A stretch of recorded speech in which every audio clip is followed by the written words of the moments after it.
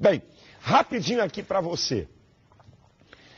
De vez em quando no nosso meio aparece um besterol, né? Eu acho que tem gente no meio evangélico que não tem nada que inventar e nada que fazer, aí resolve inventar pataquada. E uma dessas pataquadas, que ela vem mais ou menos de uns 5 anos para cá, é a questão da celebração do Natal. E olha o absurdo da ignorância e, com respeito, da idiotice da argumentação.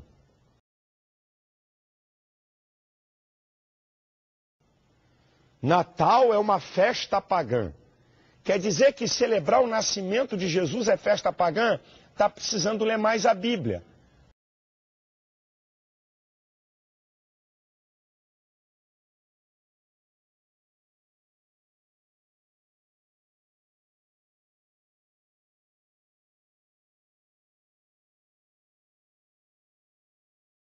Olha o que eu vou te mostrar. Os pastores celebraram o nascimento de Jesus. Indica gente do povo, ok?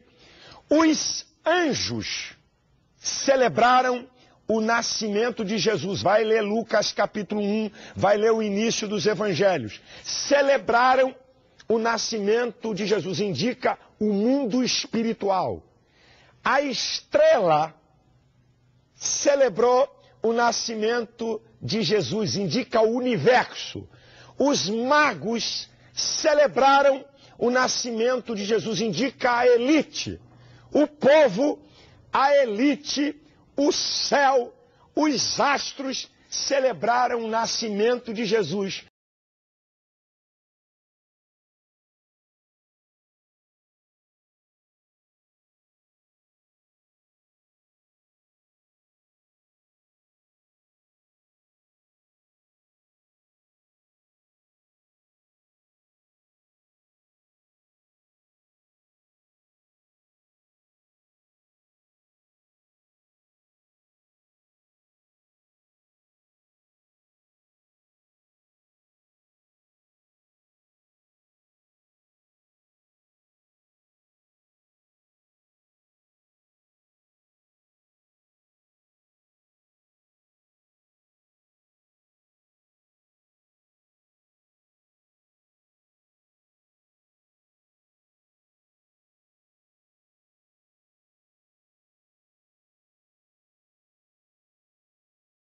E agora, uma meia dúzia, com todo respeito, uma meia dúzia de gente insensata que quer aparecer, porque não tem outra palavra, quer botar minhoca na cabeça do povo evangélico, dizendo que Natal é festa pagã, porque Jesus não nasceu no dia 25 de dezembro. Ô, inteligente!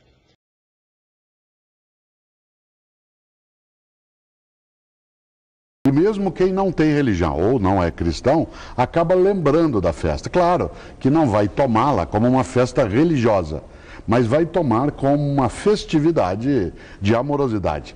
E é por isso que nos últimos 1.600 anos ela é lembrada em 25 de dezembro, porque essa data aparece mesmo só a partir do século IV.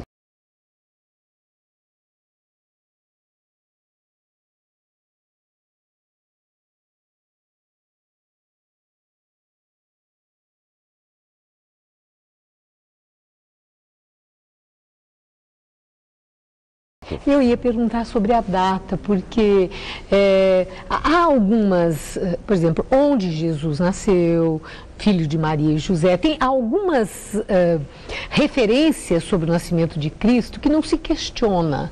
Mas a data, né, fica assim, por que dia 25 de dezembro? Onde que isso foi registrado? Então, não foi, né? Inclusive, a gente tem dificuldade para saber, em relação ao passado, até o dia de nascimento de alguns governantes ou de alguns homens importantes. Imagine Jesus, hoje é importante, mas se a gente volta a 2000 anos, o que é nascer um filho de um carpinteiro, de uma menina de 14 anos de idade, com um homem com mais idade como era José, lá no confim da Palestina? Não era nada.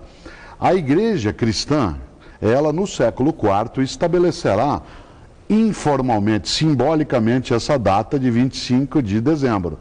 Há alguns cristãos, entre eles os ortodoxos, ou seja, na Grécia, seja no egípcio, seja no mundo russo, que comemora em 6 e 7 de janeiro, e não em 25 de dezembro. É que no calendário ocidental é lembrado de dezembro. E no dia 25 de dezembro, os romanos tinham uma grande festa na antiguidade, que era o dia do Sol Invencível, Sol Invictus, o Sol que nunca acaba. E os cristãos fizeram coincidir, né, de maneira direta, o nascimento de Jesus com esse dia. É o dia que Jesus nasceu, se foi outubro, se foi em setembro, ou em novembro, ou em abril. Isso é o que menos importa.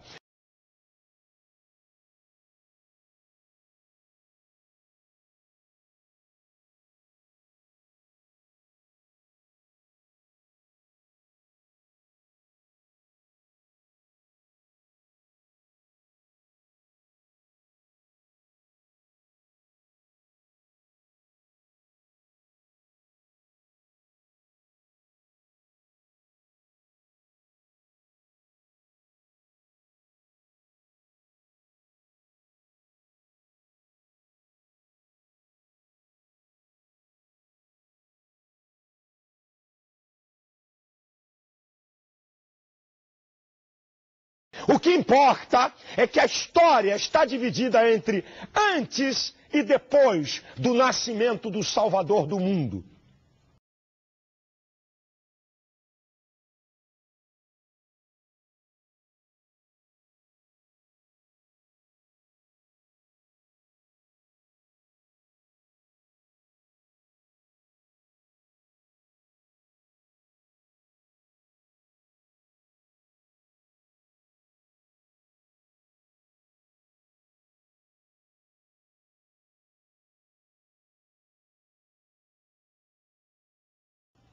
E se tem um povo nessa terra que tem que celebrar Jesus, é a Igreja de Cristo.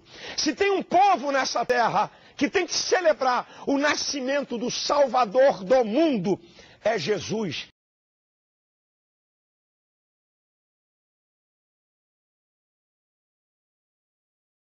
Que conversa afiada. Gente vai para debate em rádio para ficar falando asneira, ficar falando bobagem, que não sabe, que não entende. Não se meta, meu irmão, em questões que você não domina. Para de ficar botando minhoca na cabeça do povo de Deus. Vamos celebrar o Natal. A minha igreja faz festa assim. O nascimento, portanto, o nascimento de Jesus é celebrado a partir do século IV, do Papa Júlio I, mais ou menos, de Júlio I, por causa do Deus Sol, do Deus Mitra, e por causa das Saturnais do Império Romano. Portanto, havia o grande Deus Sol, com as Saturnais, era o Deus do Império Romano, defensor do Império Romano, o Sol, que depois que nos traz a vida. E então começou-se a dizer que realmente não, o verdadeiro Sol realmente é Jesus Cristo, porque os cristãos, a certa altura, com a liberdade, quando tiveram a sua liberdade, depois do Constantino, começaram a cristianizar tudo aquilo que era pagão. As festas pagãs, nós somos fruto de imensas festas pagãs. Portanto, cristianizamos as festas pagãs, o que é absolutamente normal, e portanto, é uma questão cultural, nada mais. Portanto, nós vamos às nossas festas católicas, mormente católicas, porque os protestantes, nossos irmãos protestantes, não têm isso, mas nós católicos temos estas festas, com todo o seu folclore, as suas coisas, para bem, para mal, mas tudo isto vem do paganismo. Cristianizamos realmente as festas pagãs e temos as nossas festas pagãs. Nós, esta festa, que é lindíssima, que é o Natal, ele nasceu. Quando é que nasceu? Não me interessa absolutamente nada. Depois, ele me levou para o pátio interno do templo. Ali, perto da entrada do templo, entre o altar e o corredor, havia uns 25 homens. Estavam de costas para o templo, virados para o leste, e se curvavam até o chão, adorando o sol nascente. Então o Senhor me disse: Homem mortal, você está vendo isso? Essa gente de Judá faz todas as coisas vergonhosas que você viu aqui e ainda não fica satisfeita. Por causa deles, há violência por toda parte, no país inteiro.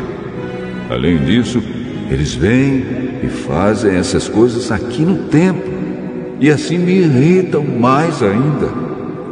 Veja só como me insultam da pior maneira possível. Por causa disso, eles sentirão toda a força da minha ira. Não deixarei ninguém escapar e não terei pena de ninguém. Eles gritarão com toda a força pedindo a minha ajuda, mas eu não os atenderei.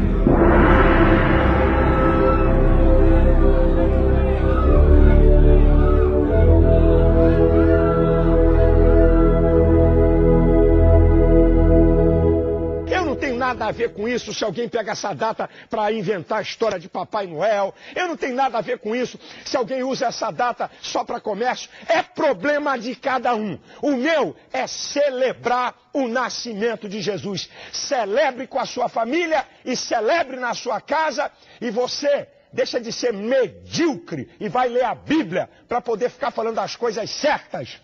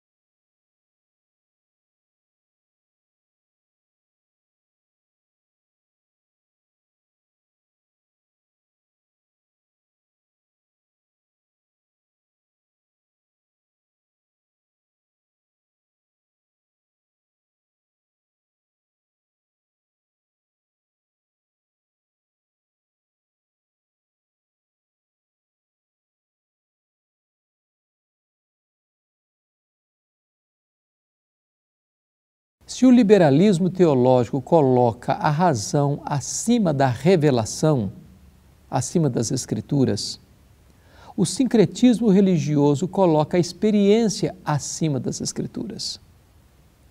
O sincretismo religioso é a mistura de diversas crenças. É como que uma salada mista. É como a mistura de diversas doutrinas e credos que em si se chocam e se contradizem e misturam tudo isso e batem tudo isso no liquidificador e oferecem para o povo esse produto mesclado e híbrido.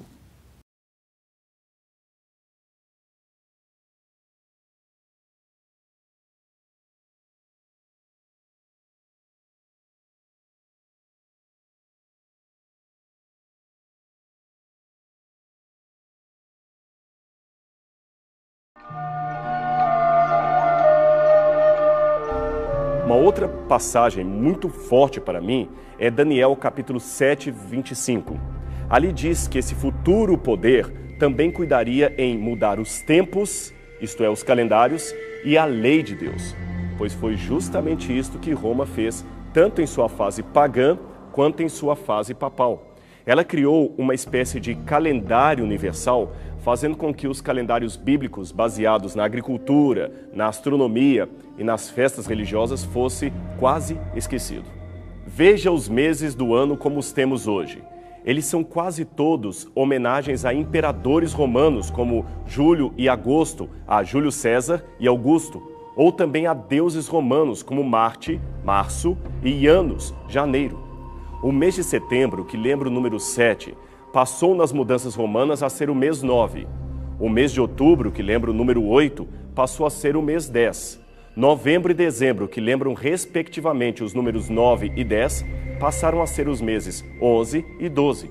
Assim foi nas reformas julianas, feitas por Júlio César, e depois nas reformas gregorianas, feitas pelo Papa Gregório em 1582.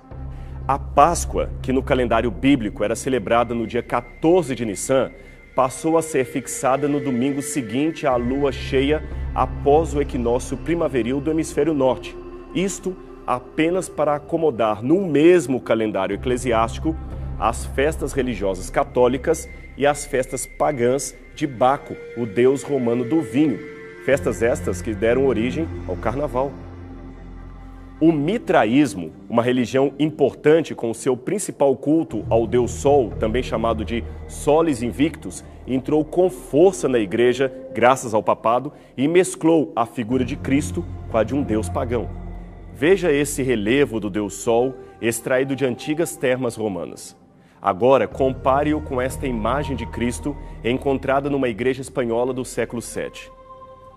Neste contexto, o Papa ainda assumiu para si o título anteriormente pertencente ao imperador e que era um título pagão de honra ao imperador como sacerdote do deus Mitras, o deus Sol.